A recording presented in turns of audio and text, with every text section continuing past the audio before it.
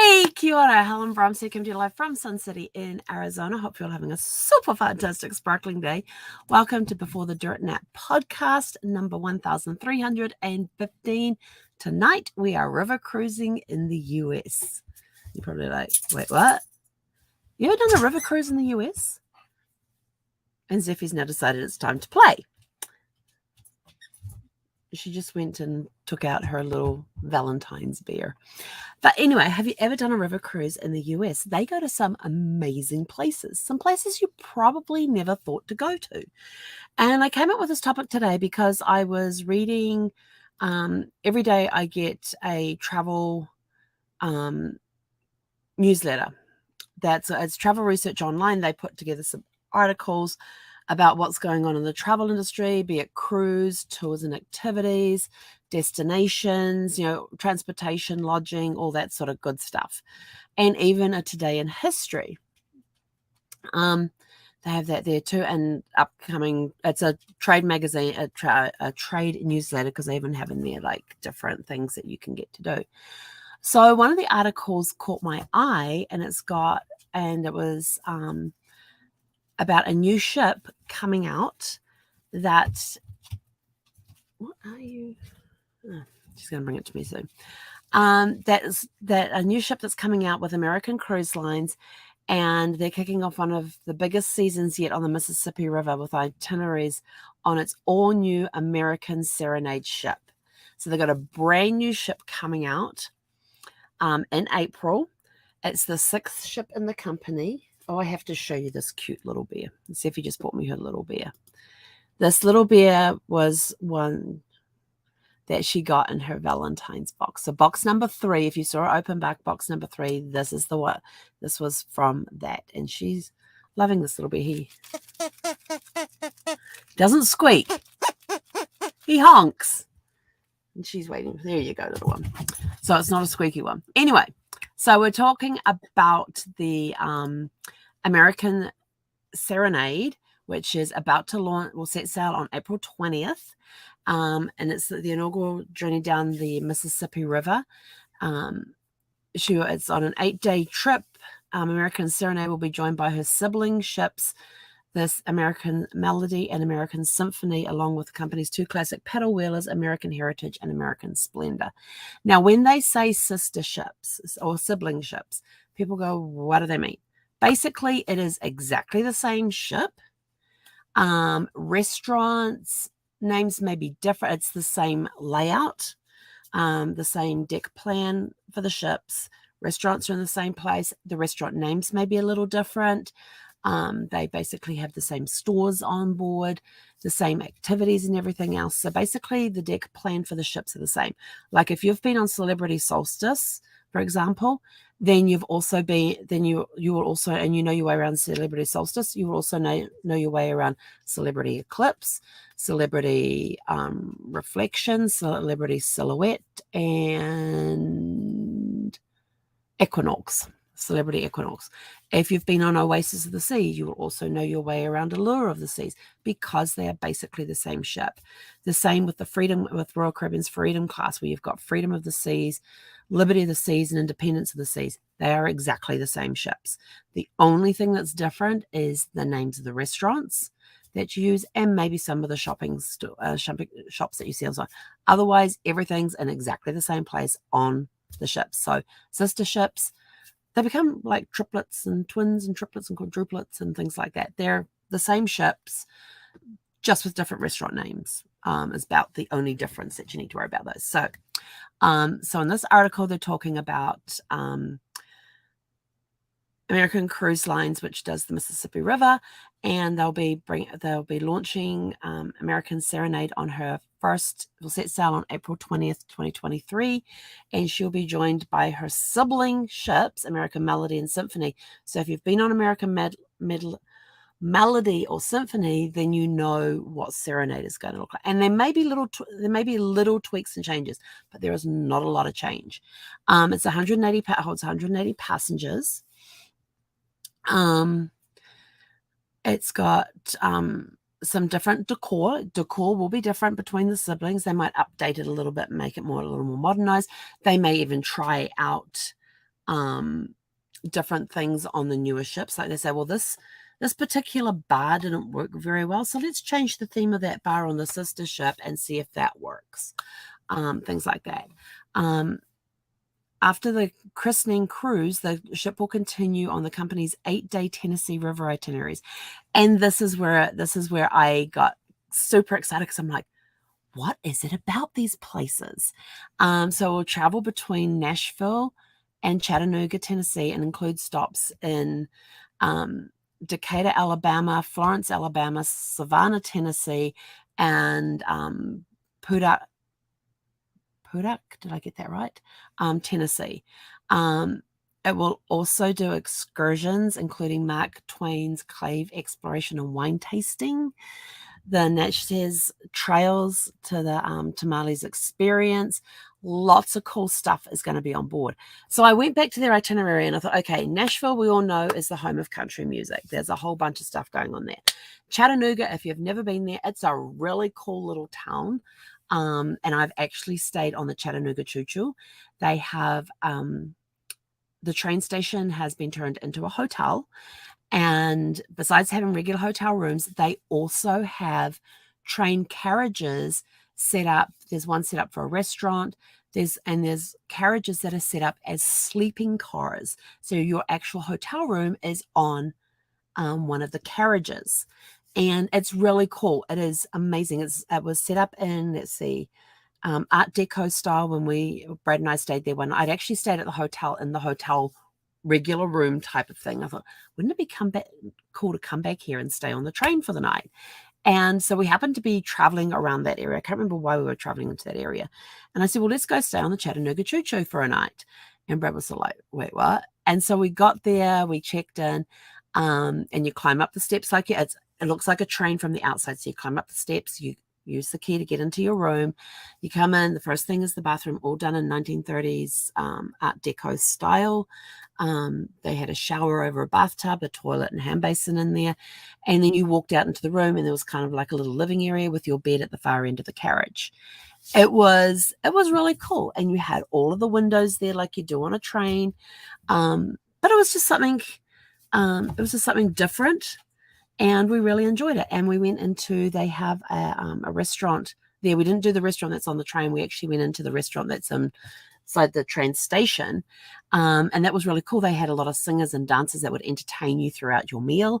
And at one point, one of the male singers came over and knelt down in front of me and took hold of my hand and was just singing straight to me. And I'm like sitting there going, smiling and going, and inside I'm going, oh crap, what do I do? Do I keep looking him in the eyes? Do I look at my husband? Where do I look? What do I do?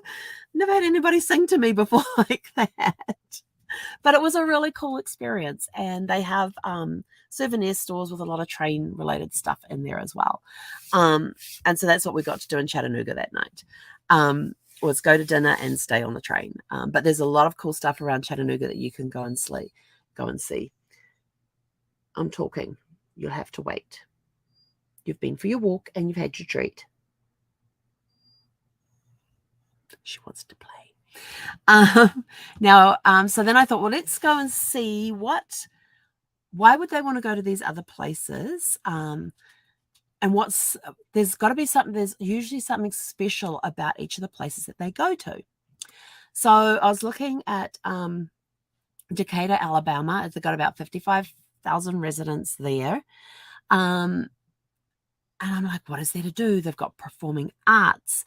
They have a historic depot and train and railroad museum there that was built in 1905.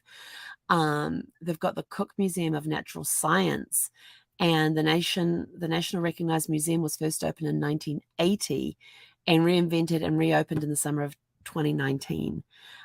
They even have a 15,000-gallon aquarium and more in there as well. They've got parks that are there. They have the Carnegie Visual Arts Center, which in 1904 was built by Andrew Carnegie as one of the libraries that he funded during that time. And later it merged into being the Carnegie Visual Arts Center. where you can go in and you can see all sorts of different art. They have different art exhibits that are rotating all the time, and different themes for the arts and that sort of thing as well. And they just got a lot of really cool antiques and antique stores, and apparently there's really good places to eat. Like the Big Bob Gibson Barbecue, which was founded in 1925, and it's recognized as one of the oldest barbecue restaurants in the United States. So I'm not sure. I kind of thought that Texas was known for their barbecue. Maybe they are still known for their barbecue and everything else.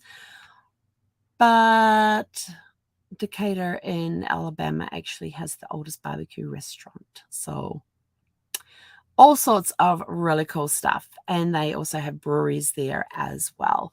Next along the stop on the list was Florence, Alabama. And I thought, Florence. I like Florence because it reminds me of Florence Nightingale, who is one of my favorite historical people that I love to do talks about when I was in primary school. But what I did not realize is that Florence, Alabama is the birthplace of Helen Keller, who lost her sight and her vision, was blind and deaf after having scarlet fever at an age, and she learned how to speak. She became one of the greatest speakers ever.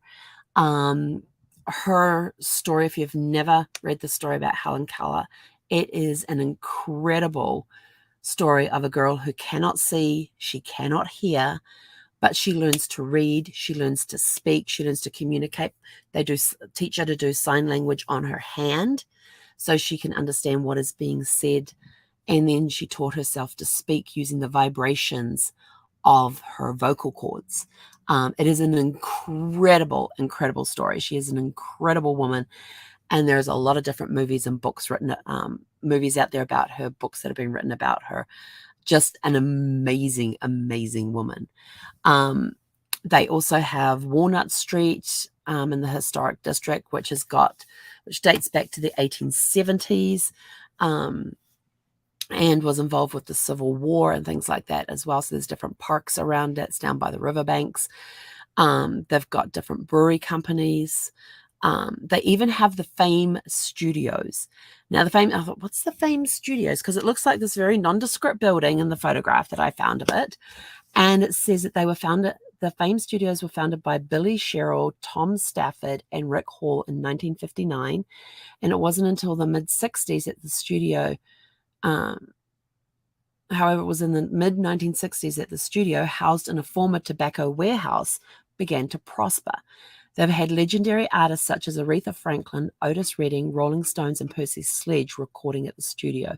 It became one of the hottest music spots in Alabama. And that's in this little town called Florence. Although it's not quite, I wouldn't call it little because it's got 55,000 people. To me, that's a city. When you come from New Zealand, where a little town has 6,500 people, not 55,000, you understand the size difference. It was one of the only music studios at the time which invited all races to record in a safe place in perfect harmony. Nashville producers would drive their talent 2 hours to Muscle Shoals, hearing of its reputation and welcoming atmosphere. And then it goes on to say, by the 1990s, everyone who was everyone in blues, soul, R&B, and country music had recorded at the Muscle Shoals Fame Studios, or had some involvement with the founders of it. And you can actually do tours through it. So I thought that's really cool, especially if you're into music. That's a great place to go. But I would definitely go there for Helen Keller, and the Fame Museum Studio would be the second thing on the list. Another stop that they're doing is Savannah, Tennessee. Not Savannah, Georgia, but Savannah, Tennessee. And did you know that Savannah, Tennessee is the catfish capital of the world? They also have the oldest family-owned restaurant in the United States. It's called Hagee's Catfish Hotel.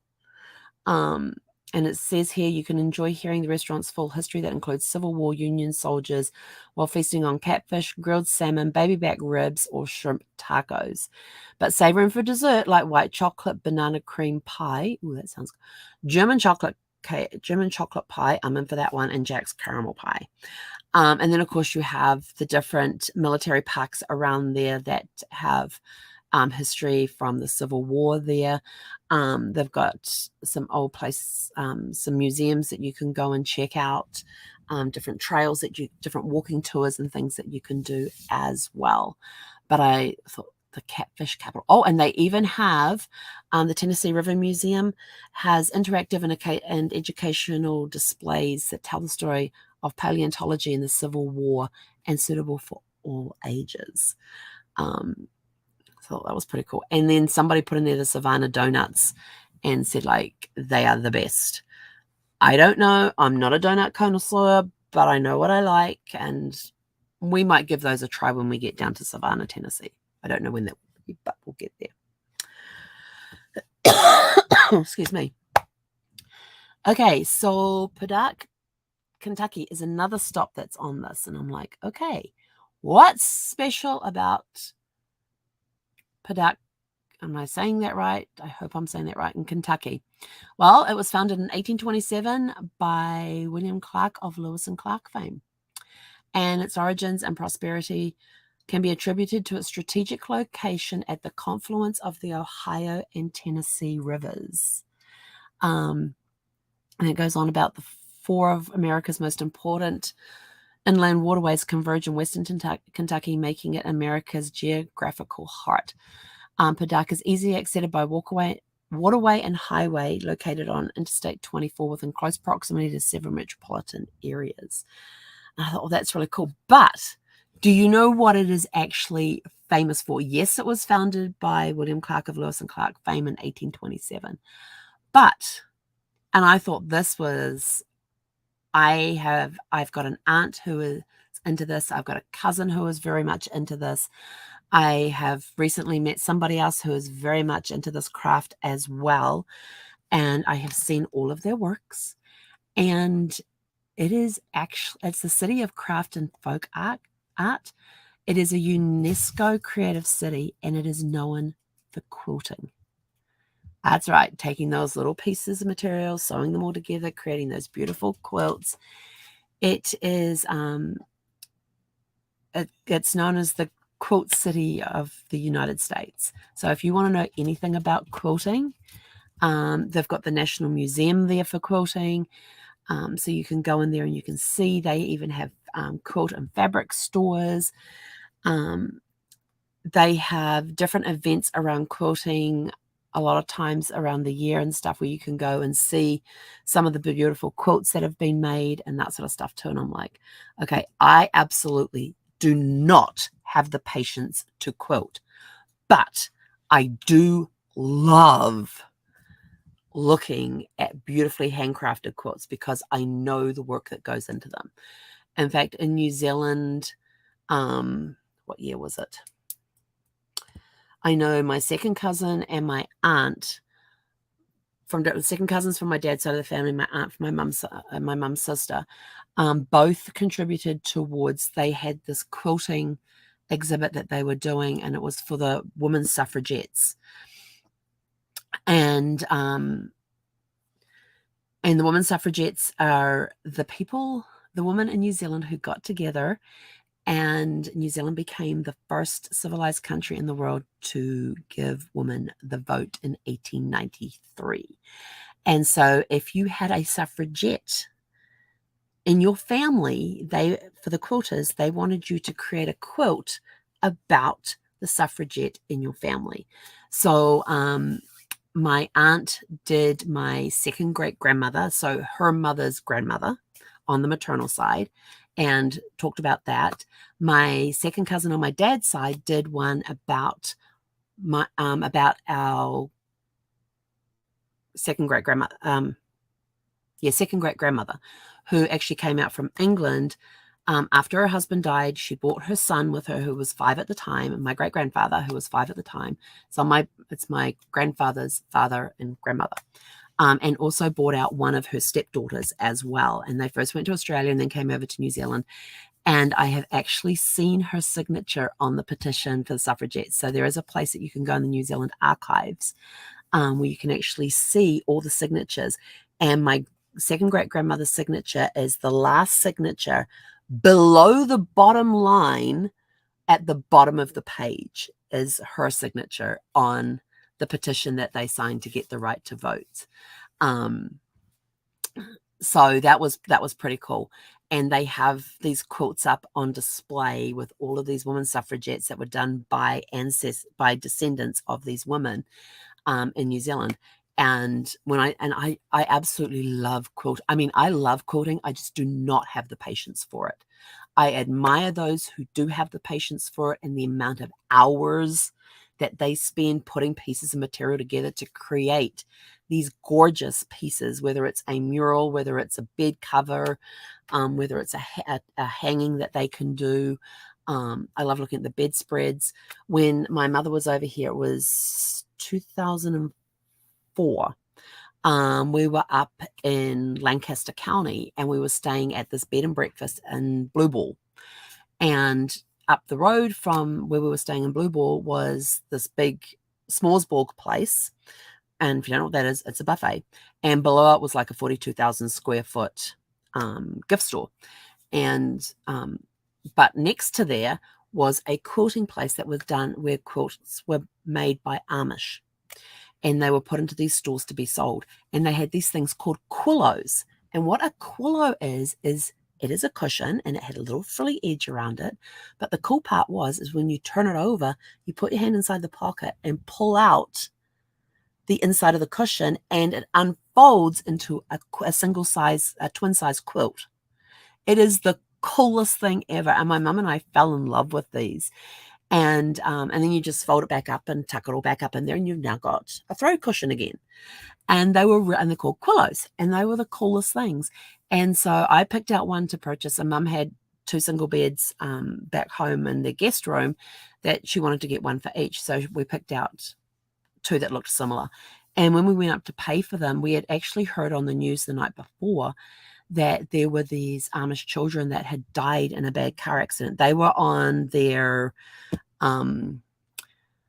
thing that they do, which I cannot remember the name for, where they basically get free reign to go out into the world and try things out in the world before they come. They get to wear whatever clothes they want. They get to drive cars. They get to basically just live it up outside of the Amish community. And then they either come back and rejoin the Amish community and commit their lives to Amish, or they go off into the world and do whatever.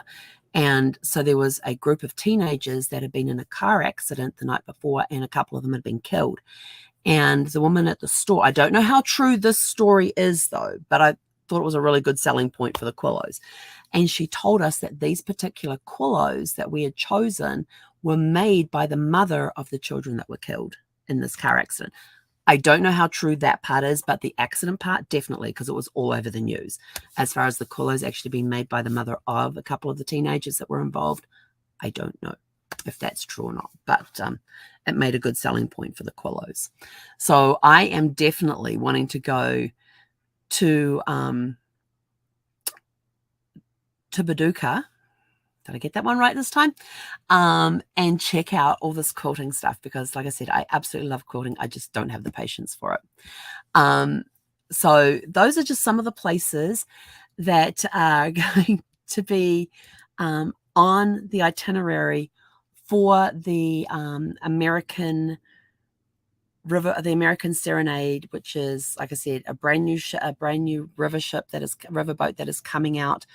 It is launching on April 20th on their very first excursion, and then it's going to be doing these 8-day Tennessee River itineraries, and those are some of the places that it's going to be going to. So my question to you, have you ever been on a river cruise in America?